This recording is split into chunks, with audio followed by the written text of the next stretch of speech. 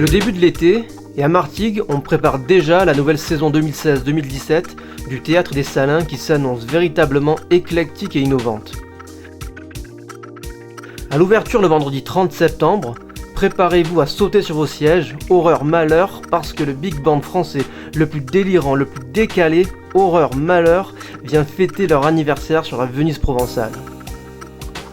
Grand orchestre du Splendide, effectivement, qui fête ses 40 ans. Et pour moi, ouvrir une saison, c'est aussi une fête.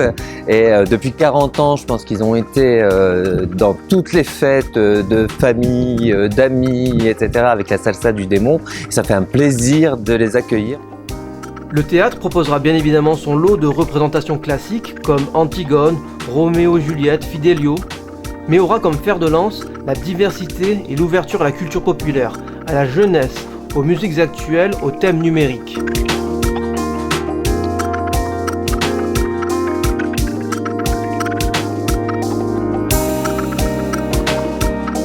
Pour moi, un théâtre, c'est ouvert à tous.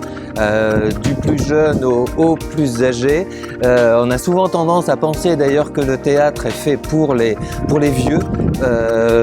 Pas du tout. Effectivement, déjà, on ne fait pas que du théâtre, on fait du théâtre, de la danse, de la musique. Et à travers des propositions pour le jeune public, où on invite effectivement en séance scolaire, mais aussi en famille, à découvrir du cirque, de la danse, de la musique, mais aussi à travers des propositions de musique actuelle, comme on aura MHD l'année prochaine en rap ou de la musique électro, puisqu'on a la chance d'avoir une petite salle qui est un peu un club et régulièrement on fait ce type de soirée après les soirées de la grande salle où on amène à continuer à faire la fête au bout de la nuit puisque c'est le nom de la salle. Voilà, et à travers ça, effectivement, on arrive à attirer un public plus jeune et qui va après découvrir les formes plus classiques de théâtre par exemple. Le Théâtre des Salins, comme dit précédemment, c'est à Martigues, et ici, on ne va pas se gêner pour mettre en scène les artistes martégots. On aura, je dirais, notre Martégal la plus connue, même si tout le monde à Martigues ne sait pas qu'elle est née ici, parce qu'elle cartonne tellement dans le monde en ce moment. Elle est numéro 1 des ventes en Europe, c'est Imani, et effectivement qui est née à Martigues. Et quand elle a sorti son album et quand elle a commencé à faire sa tournée, elle nous a appelés en disant « Mon rêve, c'est de chanter à Martigues, ma ville natale ».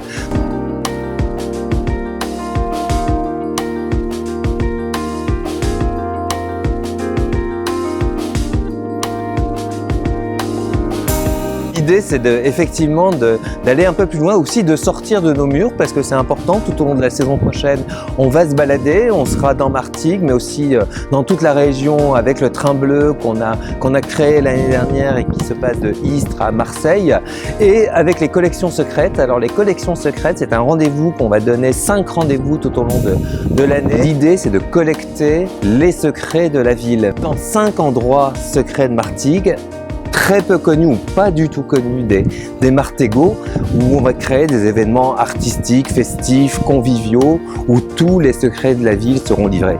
Mais évidemment, je ne vais pas vous livrer le secret, puisque ces lieux resteront secrets jusqu'à la veille de l'événement, où on ne donnera le rendez-vous précis que la veille pour le lendemain. On se souvient tous des événements tragiques du vendredi 13 novembre dernier. Malgré cela, le taux de remplissage du théâtre n'est jamais descendu en dessous des 80% la saison dernière. De surcroît, quasiment un an après, jour pour jour, les Salins proposent un spectacle d'humour noir en résonance avec cette nuit de terreur. Il y a évidemment une inquiétude que le public ne vienne pas après les attentats du 13 novembre. Et en fait, il est venu, je dirais, encore plus nombreux. Le spectacle qui a suivi, on a toujours des malades, une dizaine de places vides dans la salle. Là, tout le monde était là et ravi d'être là en disant il faut qu'on y soit, il faut qu'on monte, qu'on est toujours là. Après Charlie Hebdo, où on a dit on peut rire de tout.